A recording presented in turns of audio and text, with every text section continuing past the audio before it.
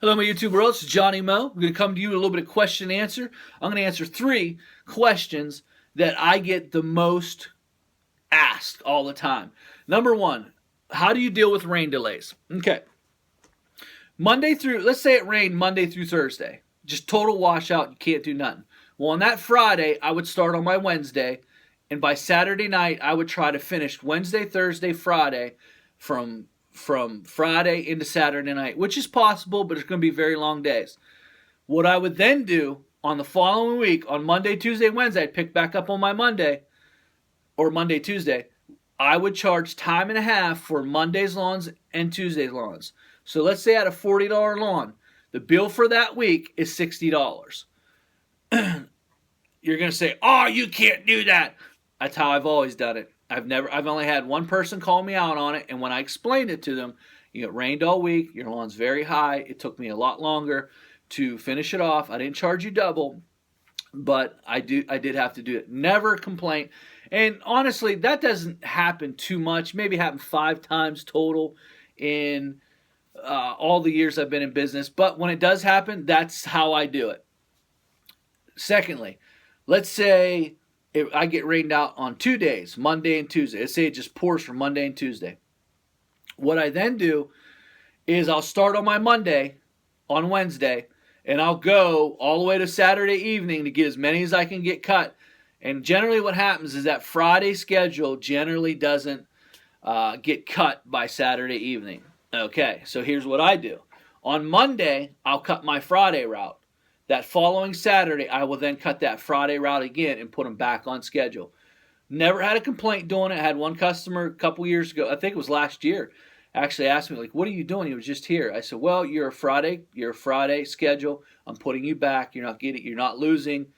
You didn't get cut last week, so you're not getting charged anymore, so your monthly bill will be the same as always. But that's how I do it. I hope that helps you. Puts perspective about the rain, and just it's frustrating, but just think about it in terms of, okay, this is part of the business, what I have to do, and it does stink when that happens. But it has happened, and the latter example happens more than the first where we get a whole washout. Now, it has happened, the washout has happened. I think it was about 3 years ago where I was totally washed out from Monday through Friday, and that's what I did the very following week. I didn't even mow that week. I just went right back on Monday, time and a half, everything. It was a very hard week, let me tell you, because it happened in the spring, and that was tough. Also, another question that I wanted to deal with is about company culture.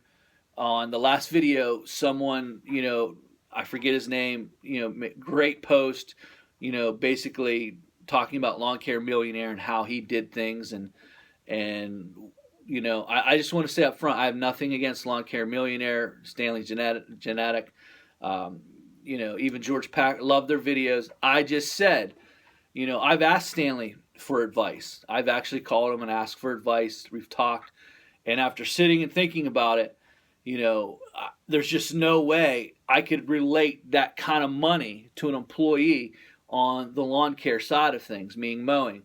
It's just not possible, especially when he's coming from a place of excavating, pool removal, hardscaping, anything dealing with, big, huge earth movers. Obviously, you're going to charge a lot of money to do that. When you're talking with money with mowing, very difficult to make that kind of money in mowing, especially when you're cutting $35, $40 to $50 lawns, and if you have a guy sitting there making 20, 25, it's a lot of money. It's eating up half of everything, and so you're gonna struggle. You're gonna struggle doing that. And I made that video just because there's people watching me are struggling. They're wondering how they're gonna make it to that size. And I'm just telling you, for the majority of you, you're not going to make it to that size. Just here in town, he was talking about how Lawn Care Millionaire went into the smaller neighborhoods, the more affluent, and, started with a push mower, did the truck thing, and he blew it up, and he's just huge, and he's this, he's that, and, company culture. And obviously, most of the people reading lawn and landscape, turf, and landscape management, and watching my channel are nowhere near that size. and they're feeling this big because they don't know how to do it. I'm here to let you know that it's okay to be solo. It's okay to have one or two trucks out on the road and making the money. That's why I'm big on knowing your numbers. And it's just not going to happen. You're trying to take this system of doing things like eMyth takes one system and says you can do that throughout your whole business. No, you can't. It's not. This system is not going to work. Lawn Care Millionaire system would not work here because, first of all, we don't have those types of neighborhoods here. Since the 50s, and where I live, north of Pittsburgh, the population has decreased like hugely. It's never been, every census that comes out, it's always down. If you're in an area that's really growing, people are moving to, they're building nice neighborhoods, then obviously you have a shot to build something, but you might not be able to build what he built. And that's the thing that I'm trying to let you know. It's okay. Not that, Lawn Care Millionaire is awesome. I watch most of his videos, like his advice, Packard's too. Obviously Stanley's video, love all his reviews and stuff. But when it comes to mowing, you're not going to sit there and pay in the Northeast, in these counties that are just struggling. You're not going to pay them $20 to $25 an hour, and that's about what you have to pay for an employee to stop the turnover. You're going to have to pay them between $17 and $23 an hour to make them think before they leave. And that's what you want to do to stop the turnover wheel of employees. They got to think like, ooh, this is a bad move. If I leave this company, man, I don't know if I can go make this somewhere else. That's when you can pay those wages. And generally, you can pay one of the guys in a truck that much money, but if you have a second guy in a truck, you'll still go through turnover because he's a $10, $12, $13, $14 hour guy. You'll still go through turnover just because of the hours and the pushing and the weight. We only have 8 months up here, and you got to push. And, people, like I said in the first video, they're not sitting and thinking about Johnny's mowing the whole summer. You'll work Monday through Saturday, 55 hours a week. So just something for you to think about, not downing anyone, but you have to understand I'm an intelligent guy. And when I assess advice, I have to see, can that advice actually work in my field? I don't, sometimes it can, sometimes it can't, especially if you know your numbers. Next question I get is, how much does it cost to have an employee? Like, I want to hire my first employee. How much would it cost me?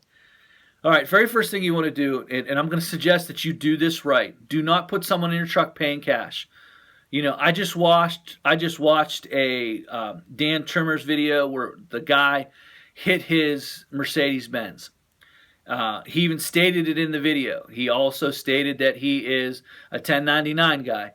I'm going to tell you, if the insurance company watches that video, Dan is paying for that out of pocket because he probably doesn't have general liability insurance. And do things the right way, guys. If you're going to hire an employee, hire an employee. According to the IRS code and the government website, an employee is anyone where, let's say I say I have a 1099 guy. If I tell him where to go, what time to be there, and he's using my equipment, he's an employee. He's not a subcontractor. And he has to have his own equipment. He has to have an established business, meaning he has to have an EIN number or a Social Security valid under the business name, and he has to have other business just like he's doing. So I don't do brush hogging. So I have a subcontractor that brush hogs for me. I send him out. He does it when he wants to, and then he bills me and I pay him. That's a legitimate subcontractor. A legitimate subcontractor is not someone who's sitting in your truck and you're going around and he's using your equipment, and that's not a legitimate subcontractor. And that's under IRS rules. That's not under mine. If he's working for you, 30, 40 hours a week, he's not a legitimate subcontractor. You're telling him what to do, when to do, and how to do. Now, let's say he has his own business, but you're his primary option. That's something completely different. Let's say a company that's a building company, and he's working for you, and you're building. That's something completely different. but you mesh the lines very quickly. You mesh the lines very quickly when you don't do things the right way. And I will say this, I would take that video down if I was Dan. I would take that video down because he admitted in the video. And I like Dan's channel. I watched a majority of his stuff. Loved his old man advice from his previous, and I enjoy Dan's tips. This is not a downer on Dan, so don't go call Dan and say, Johnny Mel, he's trying to start a... No, I'm just being honest with you. I would take the video down. Insurance company sees it. You know, he better. And here's another thing. My subcontractors are audited every year. My insurance audits in fact, I have, right here, I just got it in the mail. I have it in my files right here on the side. I have my subcontractors' general liability policy. So when they call, I give that right to them. You have to have it. If they don't have liability insurance, you're going to pay extra for your liability, and they're not going to pay one claim that person does damage to, because they're not legally on your general liability insurance, because they're not technically your employee. They're subcon 1099. They're not going to pay out one claim that they have insurance on. If they find out that you did do that and they don't have insurance, you get an additional bill. So that's how that goes. Now, let's talk about doing employees what I consider to be the right way. So you hire an employee. First thing you're going to do is you're going to call your accountant, tell them you have an employee. The next thing you're going to do is you're going to call an insurance office. You're going to have to get workman's comp insurance. Workman's comp, this is how it works. So let's say employee makes $400 a week. 40 of that, generally between 7% and 10%, is going to go towards the workman's comp side. So you can get insurance policies around, there's a minimum, it's generally around $1,000 a year. Let's say your guy, he's only going to make $7,000 for the year. It's generally going to be about $1,000 a year minimum. But how it does go is if your employee makes $40, it's generally around 10%, between 7% and 10%. That's how it goes. You're going to have to match your FICA and your Medicare. So, and then you have unemployment. Your unemployment cost, once you file your first claim, is going to be around 10 to 11%. So the first year it's kind of cheap, but if you're in this business, they're going to make a claim. Your second year jumps right up to 11%. So to make the calculations just plain and simple, an employee will cost you about 28% if you do it right. Now, I don't suggest paying salary. I don't like the idea, because really what you want to do is you want to work your employee 55 hours and pay him for 40 hours. Unless you're going to give an astronomical amount in salary, I don't suggest doing it. You'll go through the employee turnover.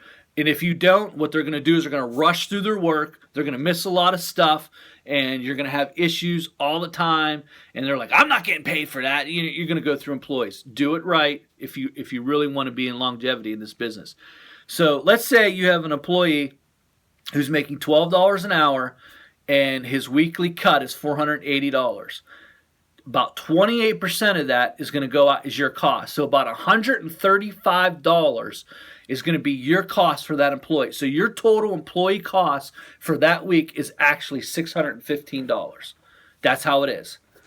So your accountant will help you get all that set up for the employee side. I handled my own payroll. It was difficult at first, but then I made a payroll program on Excel, made it easy. All I was do is pump in the hours, and it did all the formulas for me. And I had a separate tax account, so every week I make deposits, I would actually put that tax money aside, because every quarter you got to file a 941, which is your federal tax, and give all the taxes that you collected to the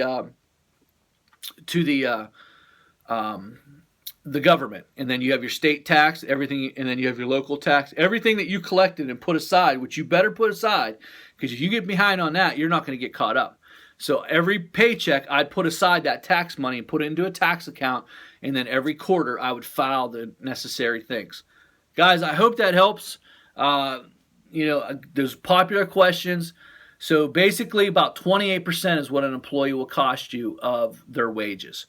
That's my time. I hope this video was helpful. This is Johnny Mo. Got to get out there and do some stuff. Later.